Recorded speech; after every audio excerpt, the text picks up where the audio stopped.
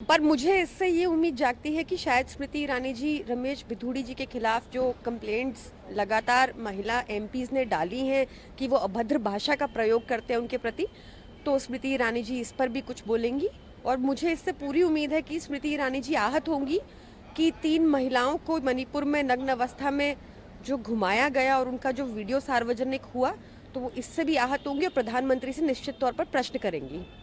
एक राहुल गांधी के बयान में जो संसद देखिए, चर्चा से विपक्ष कैसे भाग रहा है? बार बार हम 267 का नोटिस दे रहे हैं, हमने ही नो कॉन्फिडेंस मोशन मूव किया, लगातार बयानबाजी की जा रही है कि विपक्ष चर्चा से भाग रहा है, पर भाग रहे हैं भाजपा भाग रही है।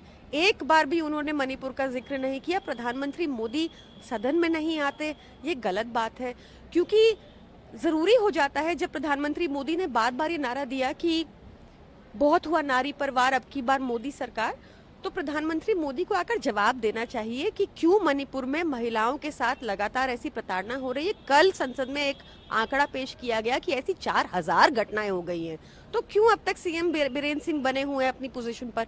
जरूरी है प्रधानमंत्री मोदी आकर जवाब दें, यही विपक्ष चाहता है। राहुल मैं मणिपुर गए, मुझे लगता है कि महिला सुरक्षा को लेकर भाजपा बिल्कुल सीरियस नहीं है, और ये हमने लगातार देखा है कि चाहे उनके सुरेंद्र सिंह जी जैसे विधायक हों, वो बोले कि रेप इसलिए होते हैं क्योंकि माँ बाप ने लड़कियों को अच्छी तालीम नहीं दी, या फिर ब्रिजभूषण का मामला हो जिसमें हमारी एथलीट्स को 3 महीना संघर्ष करना पड़ा सिर्फ एक एफआईआर करवाने के लिए, या फिर अब ये मणिपुर की सिचुएशन है, तो इस पे भी एलिगेशन काउंटर एलिगेशन कर रहे हैं। आकर जवाब दें कि क्या किया उन्होंने महिलाओं को सुरक्षित करने के लिए मणिपुर में।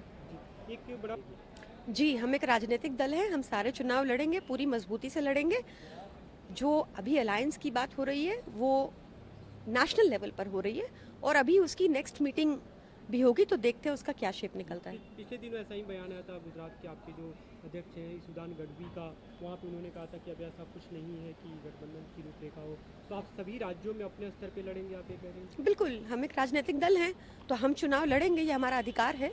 और जो अलायंस की बात चल रही है वो नेशनल लेवल पे चल रही है, बट अभी और क्लैरिटी 3rd मीटिंग के बाद होगी।